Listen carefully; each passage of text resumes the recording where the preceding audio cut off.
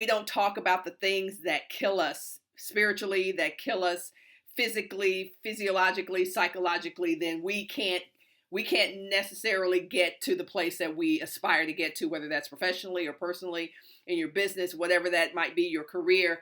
And so today I want to talk about it. When I was sitting around kind of figuring out what I was going to talk about in a live today, this just kept coming up. It kept coming up because I've had a lot of conversations recently with people about this topic. So, what is that dirty little secret that people don't want to talk about? Well, I'll put it this way. I text a good friend of mine and I said, "Why haven't you done that thing we talked about?" So I'm like, just out of the blue. "Hey, hope you're doing well. Quick question for you. Why haven't you done that thing we've talked about?" So we got on the phone with each other and she said, "Yeah, I know." She starts him hawing around. She's talking about all this other stuff and I'm just listening. I said, "Okay. So why haven't you done that thing that we talked about? The thing that you said you really want to do? Like it's your calling. It's really what you were put here for. Why haven't you done that?" And this is where we get to the really reallys of what's going on with some of us, most of us at some point in our lives. And she said, "Okay, is that imposter syndrome? Is that imposter syndrome?" I said, "Okay, what is that?" Right? Because we've all heard about the imposter syndrome. And I said, "Tell me a little bit about that." She goes, "Yeah, it's just wondering if I can do it. Wondering, all these other things. I make all these excuses because ultimately I don't think I can do it." Now, I've had that conversation in the last, I would say, 6 weeks, especially during COVID-19 with with friends, family members, men, women, all identities. And it's something that people really struggle with. And they not only do they struggle with it, but they struggle with talking about it. So today I wanted to talk to you so you can actually watch this video instead of showing up live and feeling exposed by being in the live room with me to talk about this thing that all of us at some point in our lives have struggled with: our confidence, our belief in ourselves, wondering if we can do it. So I broke this down into a couple of areas, and I got my little handy notes here because I want to talk about this. Because if you don't start addressing this stuff, if you don't start getting real about this stuff, it's going to be impossible for you to become, manifest, be, do consistently what you want to be and do in the world. All right. So I'm going to start with, again, I'm going to remind you, this is the stuff that people don't want to talk about. This is the stuff that people don't even want to admit to themselves. All right. So I talked to my friend over the last few days. She says that imposter syndrome. I don't know if I can do it. So let me tell you what imposter syndrome is if you haven't heard of it. It's basically this innate inside belief that you're not good enough, that you can't do it, that it's not for you, that it's for other people, that people like you don't do those kinds of things. That's pretty much summing up the spectrum of the beliefs that people have, and that causes them to think they can't do stuff. They can't become things. They can't be things. Right? So it's an imposter. No matter how many people like you see doing it, you still think, but I can't do it.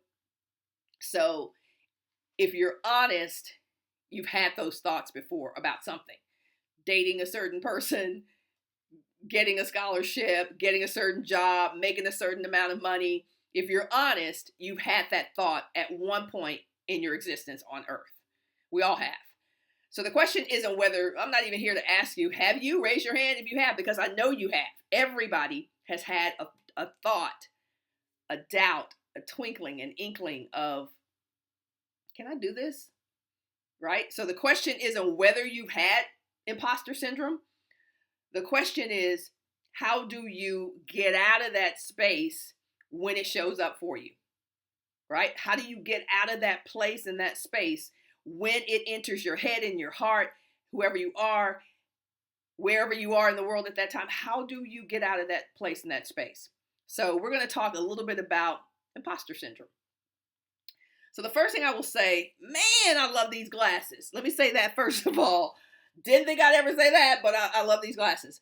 The first thing I will say when I'm interviewed and people ask me about my confidence, and I tell them, listen, it's been a journey to get to be who I am, and I don't mean what I've done. I mean who I am. It's a journey for all of us, right? Um, and so what I've told myself from the beginning of my adulthood is that I'm always going to be willing to grow. I don't care how hard it is. I'm always going to be willing to look at myself. I don't care how hard it is. And I'm always going to be willing to say the hard things to myself and to others. I don't care how hard it is. And I pretty much, those of you who know me, those of you who've gotten to know me socially or whatever, pretty much know that that's me. Some other things may have changed over the course of my life, but pretty much I'm going to be very honest about who I am, what I believe, what I think. I'm going to be honest with myself. I'm going to say the hard things to myself, and I'm probably going to say the hard things to you, right? That's been pretty much me. And so when I look at this concept of imposter syndrome and trying to help people work through some of that stuff and trying to really support you in working through it, there are three things that I realized on my journey that were critical for me developing unstoppable confidence. So the first thing I will say is when I was in college, I remember going to talk to my coach about something. And I remember her looking at me and laughing. And I said, what's funny? And she was like, you're unflappable. And I was like, thanks.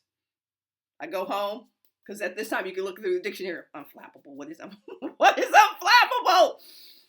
And I understood what it was, right? It's like you can't be, you're unstoppable. You can't be, nothing's going to take you down. I didn't know that. She saw that in me. Like, she said, you're unflappable. Like, I don't care what we do. You're always going to be who you are. You're always going to do what you do. You're going to say the stuff that nobody would say. I didn't know what unflappable meant in that meeting, but I went home and looked at the dictionary, and that stuck with me. That always stuck with me, because at 17 years old, which is when I got to Texas, I was very confident, but I would have never thought that I was unflappable. So something she saw in me, I never forgot that, right? So over the years, when I would come upon really tough situations and things that just, took me out, not making the Olympic team, losing loved ones, just people going to prison, just all the stuff that really takes you out, can take you out in your life. I never forgot my coach saying, you're unflappable. Like, you're just unflappable. I know you're going to be down. I know you're going to lose your confidence, but this is who I see that you are. And that's who you are. And I took that to heart. So when I started to think about my journey of getting to the place where I am with my confidence, and it is truly the key to everything that I've been able to become and as an individual, and of course, achieve in the world. But it's come down to three things. And these are very, very important. So I want you to think about these three things. Nobody told me this. Nobody taught me this. Life taught me this. Me wanting to evolve and be the best individual I could be taught me the things I'm about to share with you. So they are, you can't have unstoppable confidence if you're going to be in bad relationships. If you're going to accept being in bad relationships, it is impossible to have unstoppable confidence. It just is. Now, immediately you're thinking bad relationships with other people. I'm not even there yet. If you're going to be in an abusive relationship with yourself, your confidence is going to come and go, if it ever shows up at all. So if you're going to accept being in bad, unproductive, unhealthy relationships and unhealthy patterns in your life, it is impossible to have, over the course of time, unstoppable confidence. It doesn't work. They're incongruent. I gotta pick up my glasses. They're incongruent. It doesn't work. So if you're a person who's been in habits of abusing yourself, whatever that means for you, I don't need to get into what abuse looks like for you. But if you're constantly in an unproductive, unhealthy, or abusive relationship with yourself, it is very difficult to have unstoppable confidence. So the first thing, and I'm so glad this is the case, right? Learning this over the course of 30 years of adulthood, I'm so glad that you learned that it all starts with you. It all starts with who you are and the relationship that you have with yourself, right? That relationship can be with yourself and also with your higher power, whatever that is for you. I'm not here to tell you what to believe. I'm telling you that if you're going to be in an abusive relationship, starting with the person who's doing the living, it's going to be impossible to have unstoppable confidence. So, relationship with yourself. Next, yes, I'm going to move to other people. I found that people who are unwilling to accept bad things from themselves are highly unwilling to accept bad things from other people. Right? So let me break that down for a second. If I'm not going to be in an abusive relationship with myself, if I'm going to break generational curses, unproductive habits that I have, I sure as hell ain't accepting your bad habits. Okay? Let's go back on that. I want y'all to hear me on that. The less you are willing to accept what's unproductive within yourself, the less likely you are to accept that in other people. So yeah, am I saying that if you are accepting that in other people, that there's a good chance that you have accepted abusive, unproductive, unhealthy things in yourself? Yes, I am. Because here's the thing. When you know that you deserve the absolute best that life has to offer, when you know that, not just kind of thinking, when you know that you deserve the best, and therefore you are going to show up for yourself, attempting to be the best and give the best and serve at the highest level, that covenant with yourself will not allow you to accept less than that in other people. Now, there's a very big difference than accepting people and accepting their unproductive, unhealthy relationships projected, unhealthy behaviors projected onto you. Very different, right? I accept people just as people accept my faults and my flaws. That's very different than accepting the projection of unproductive, unhealthy, abusive behavior onto you. That's very different. If you don't understand that, DM me and I'll spend a little bit more time on that. But hopefully that explains it. Okay? There's a very big difference in accepting who people are and accepting their projection of who they are onto you. Got me? Okay. So, number one, can't be in an abusive, unproductive, unhealthy relationship with yourself. Can't accept that projected onto you from others. And that includes jobs, right? So a lot of times we think of abusive relationships and we think of just human. Don't be in an abusive or unhealthy or unproductive situation. That could be career. That could be geography. If where you're living is killing you, you need to move. And that could be your physical move, your spiritual move, your job move, your career move. If it's creating an unhealthy, unproductive, and abusive reality for you, get out. I'm going to sit back for a second, take a swig of water, and let you kind of absorb the beginning of this quick chat. Unstoppable confidence comes from believing that you deserve the best and participating in having the best, right? So I can't say, oh, I want the absolute best in my life, but I'm not willing to participate in my own transformation. You've got to be willing to participate in your own transformation. You can't make me better. I have to participate in that process. You can inspire me. You guys inspire me all the time. I see the things that you're doing. I hear the things that you're saying, and I'm very inspired daily by what I see and what I hear. But ultimately, the change that I want to see in my life requires me to participate in that. So confidence is not an outward thing. It's an inside job, right? I don't care how much money I make, how great I look, what neighborhood I live in, how many businesses I start. If ultimately I don't feel good about who I am, I'm not going to have the kind of confidence that I need to move freely and to move happily in the world. So it's not an outside job, it's an inside job. So imposter syndrome comes from not having confidence, your confidence not stemming from the inner place, right? Yes, we do get confidence from the things that we see and do and achieve. But we all know people who are extremely good at what they do, who are tortured human beings, who are extremely unhappy human beings, who are extremely insecure human beings. That tells us all that it can't come from outside of you. It can be manifested. My inner confidence can be manifested in the things that I do, but the things that I do aren't necessarily coming from an inner place of confidence. Does that make sense? Okay. So your imposter syndrome, your not believing that you can do something, comes from the fact that you haven't you have an underdeveloped sense of confidence.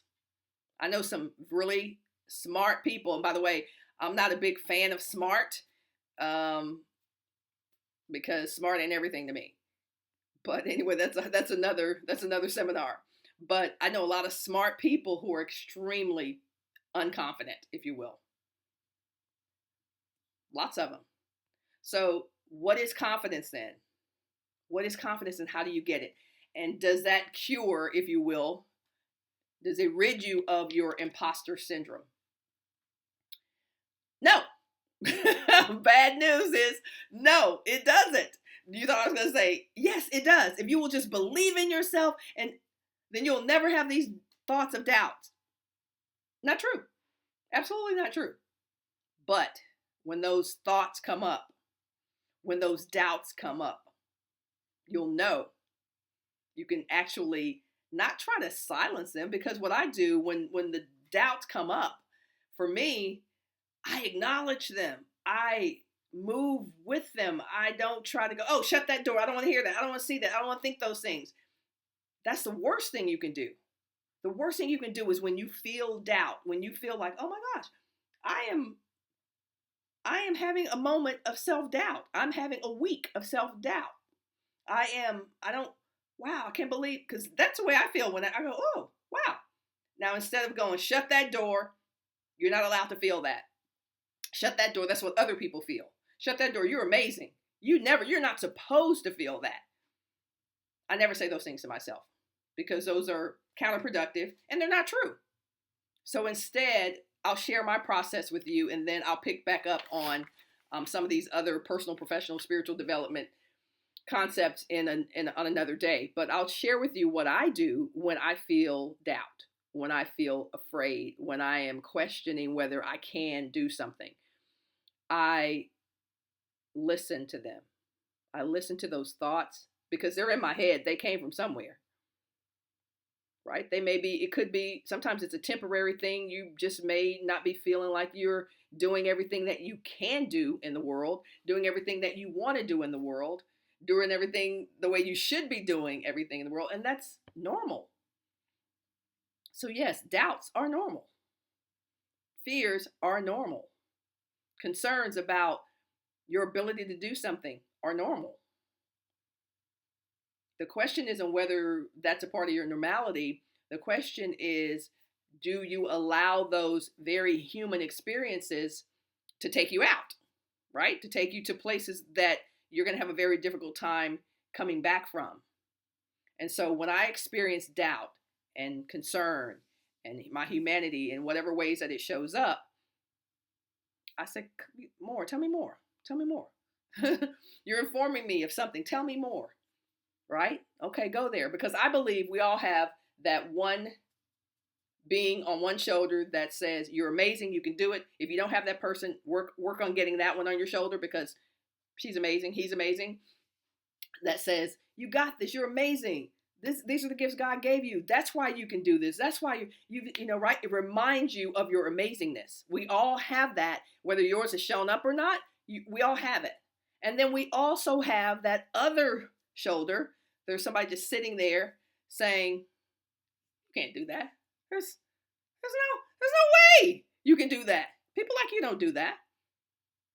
You know they don't like you, right? You know he doesn't like you, right? You know she doesn't like you, right? You know you can never become a billionaire, right? You know that's for them, right?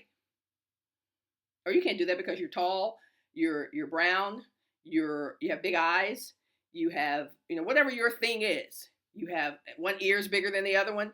you live in the wrong neighborhood, you came from the wrong neighborhood, you went to the wrong school. All the things that person will tell you, that little being will tell you. When they show up, I go, tell me more, right? I don't run away from it. I don't try to knock it off. Don't show up on my shoulder anymore. I don't want to hear it. You're telling me thoughts that I don't want to hear. I don't do that. Because guess what? What we resist, we've heard this, persists. So if I go, shut up, I don't want to hear that, shut the door, you're not allowed in my thoughts, guess what? With a vengeance, it's coming back. It's coming back. So instead of that, if you visited me, tell me more. Tell me more. What else do you have to say? Okay, I'm listening. Is that all you got? Is that it? Okay, I heard you. Appreciate you. All right, appreciate that. And I'm not even joking, y'all. That's what I do. I go, okay, I hear you. I hear you. Because here's what I know. I know that whatever I believe is what it will be. Doesn't matter whether it serves me or not. If I'm going to choose to believe something, whether it's this one or this one, if I'm going to choose to believe something, that's what's going to manifest in my thoughts, in my being, in my spirit. Those things are going to start to show themselves, not because they are true, but because I believe that they are true. So watch what you believe. Doubts, fears, concerns, wondering if you can do it, imposter syndrome, all normal. You just have to choose and decide what you are going to believe about who you are, why you were put here, and what you were put here to do. Unflappable. So no matter how big, no matter how big my doubts are, no matter how big my imposter syndrome shows up that day, I know why I was put here. I know the quality of person that I am because I've chosen to become a great person. So there's nothing I'm going to hear from someone else that I haven't already looked at myself.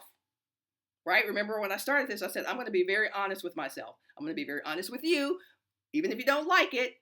I don't always like my honesty with myself.